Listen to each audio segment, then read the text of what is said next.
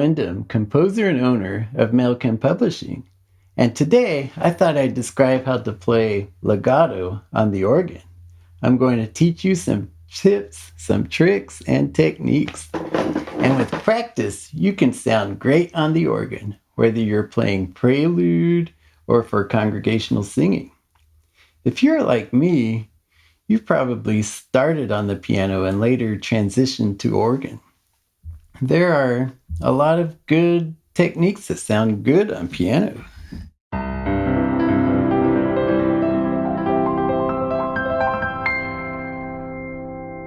And maybe that same technique doesn't come across so well on organ.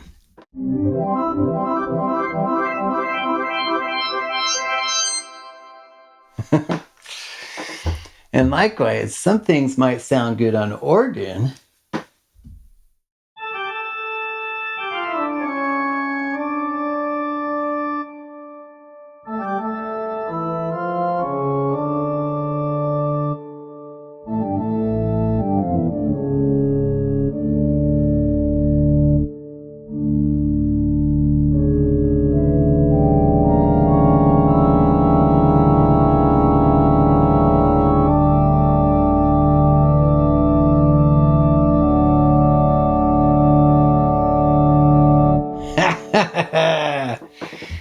and maybe that same thing might not sound so great on piano.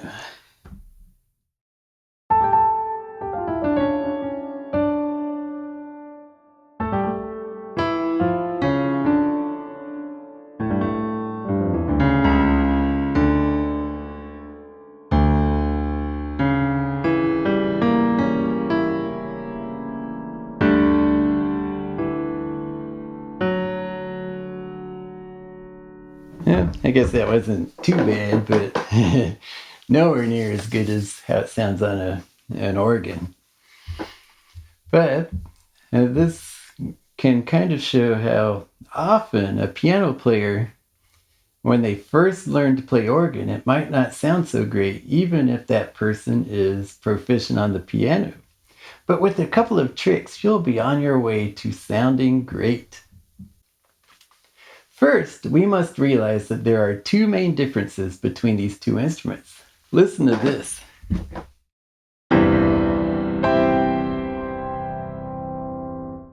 Okay, now I'm going to play that same thing on the organ.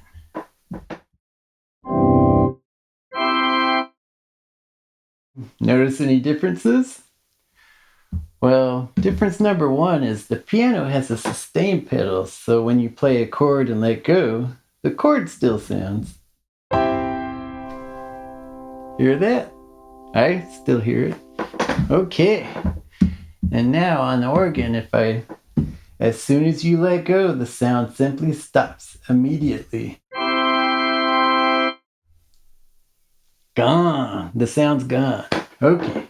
Difference number two. If I play a note on the piano or a chord, even with the sustain pedal down, I can hold this as long as I want and the sound eventually dies out.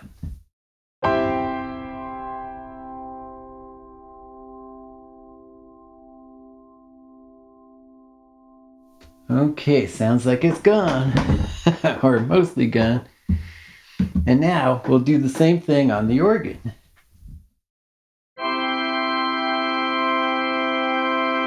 I can keep playing this forever and ever. And the sound just keeps going. And it's still going. I still got my hands on here. And then I let go. Blink. It's gone. So now, with these differences in mind, how can we use this to play legato on the organ? Well, first off, you probably already know some legato fingering techniques for piano. We must learn these for legato passages that don't use the sustain pedal. And guess what? Tip number one, almost all piano legato techniques work on the organ too. This includes playing adjacent notes with different fingers. You simply hold on to the first note, and you don't let go until you've hit the second note. Just like that. And this also includes moving your thumb out under, like when you play scales.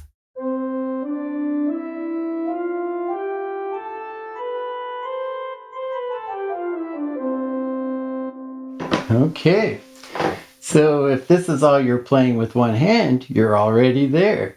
You won't need any other tricks. If you practice and plan out the right fingers to use, the notes will come out legato and sound great. Tip number 2, you can use finger substitutions. Chances are you might already know this one also from playing piano. All we do is switch fingers on the same note.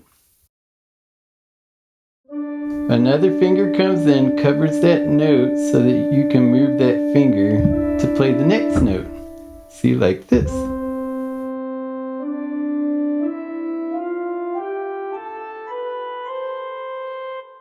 And of course, if that's all you were playing, you would just use normal piano fingering.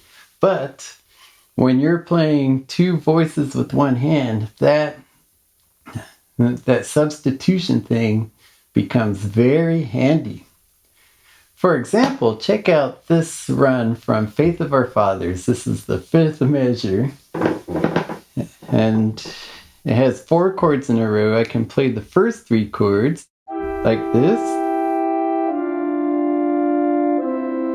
But now I'm on my thumb here, so how can I get to that next chord going down? On piano, I would use the 1 and the 2, like that. But on the organ, that doesn't work so well because you can hear the bottom note, the sound stops. So instead, we can use finger substitutions. So the 4 and the 2 fingers come in,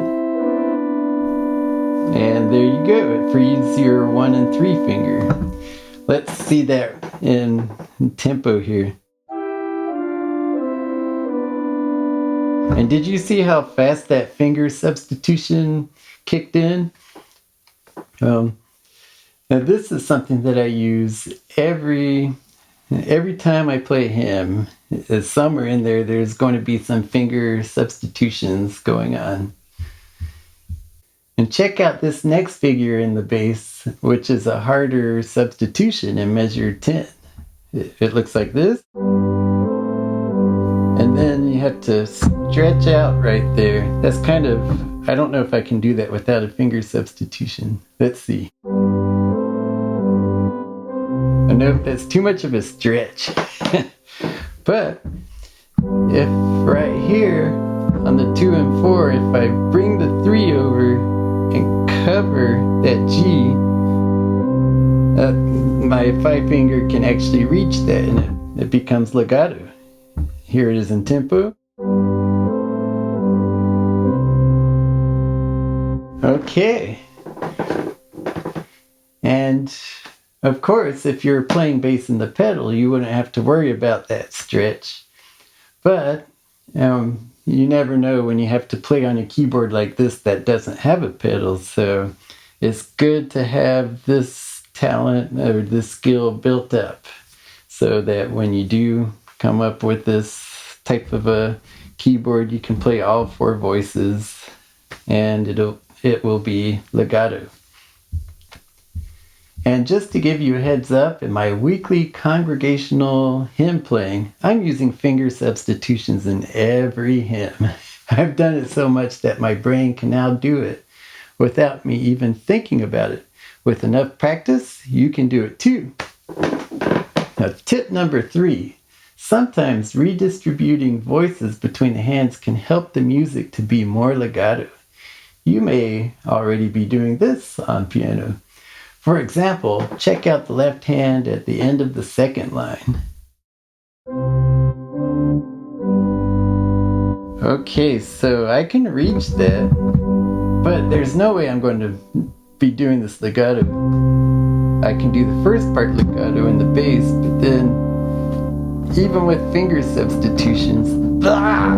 That's a really crazy stretch there. So what you do is the right hand will take that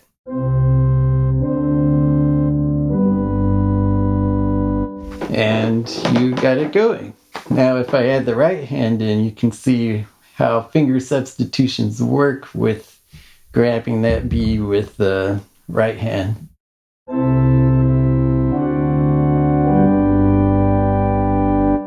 So it's kind of a workout. I'll do that one more time. And like I've said before, my brain just does that. That's kind of a complex substitution, but if you study that on the video, maybe you can see what's going on. Okay, and this happens a lot, taking the tenor line with the right hand. In rare cases, you can also take the alto note with the left hand, but that hardly ever happens. Up until now, these tips, all these 3 tips that I've already mentioned, they also work on piano, but now we're entering more into the realm of the organ. Tip number 4 is sometimes you can slide a finger between 2 notes.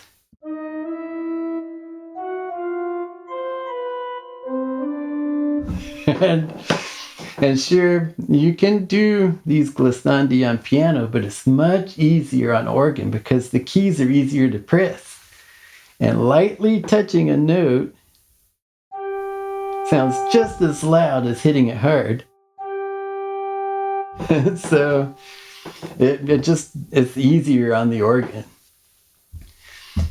Okay, so this measure near the end in the right hand, check this out. This is what's written. So that's a real stretch. I can't do that with finger substitutions. See?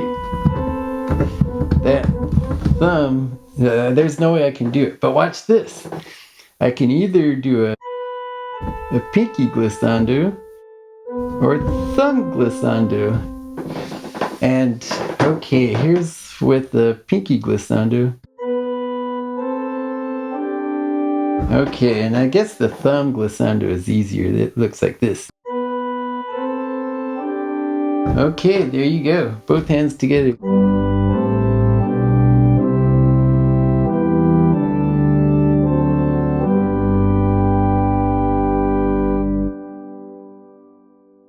Now, tip number 5 is called pedal or sustained notes. This can help smooth out the music and make it more legato. Usually this is done in the bass with the pedal, but it can be done in the middle as well, tenor and alto. We typically don't do this in the soprano because that's the melody, and the congregation needs to hear those notes separated. In other words, if the music has 3 quarter notes in a row on the same note, you simply play it as a dotted half. Sounds simple? So this serves 2 purposes. First, even with all the tips we've discussed from before, it's impossible to be legato in between repeated notes. There's that space in the middle. But if you just don't lift your finger, dun, dun, see, now it's smooth and easier to play. And the congregation won't even notice because they'll hear the movement in the soprano line. So, and second, while one note is being sustained, you might be able to get away with some choppiness in the other voices. That is, the sustained sound in the held note helps all the other parts sound more legato, even if there's a little space in the other voices. Here, I'll play the opening line in the right hand as written.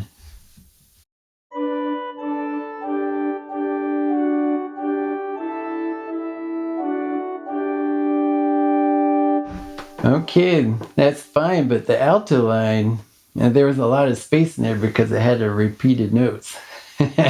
Alto parts, am I right? So instead, I'm just going to hold that alto note down.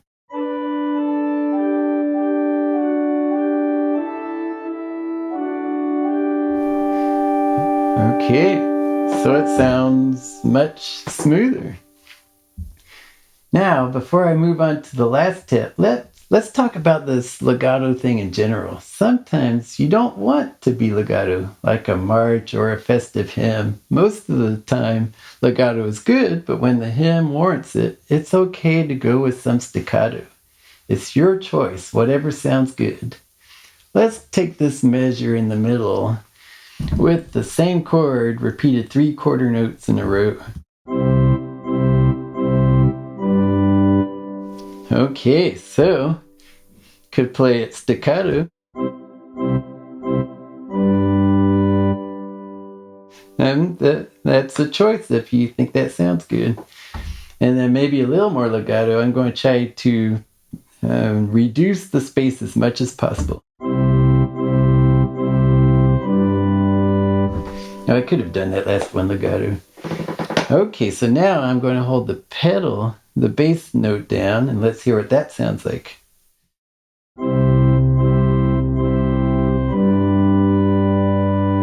It sounds a little more legato. Now I'm going to hold all three of the bottom voices down and not the top. Let's see what that sounds like.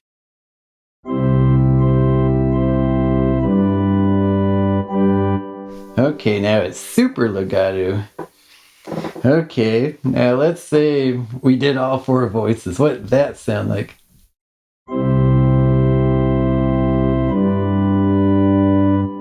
See, it doesn't work at all when you don't have the soprano notes being distinguished there. But it shows you that you have several choices right here, just picking which notes to sustain and which ones to repeat. So the choice is up to you. Which one would you prefer? And finally, tip number 6, as a last resort, if you just can't make it legato, then be quick about it. Maybe they won't notice the gap. Maybe the other voices will cover it up.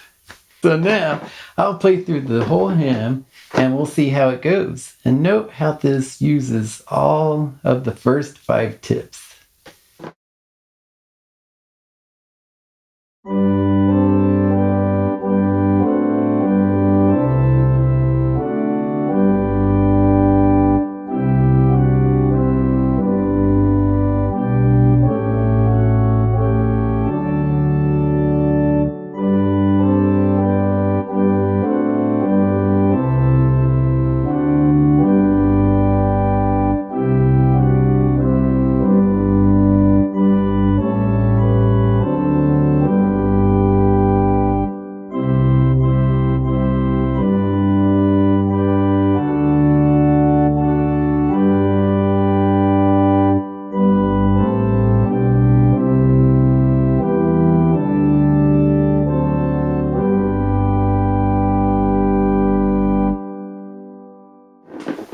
Okay, and as a bonus, I'll play something a little harder, which I think will demonstrate tip number 6 as well, if you can catch it.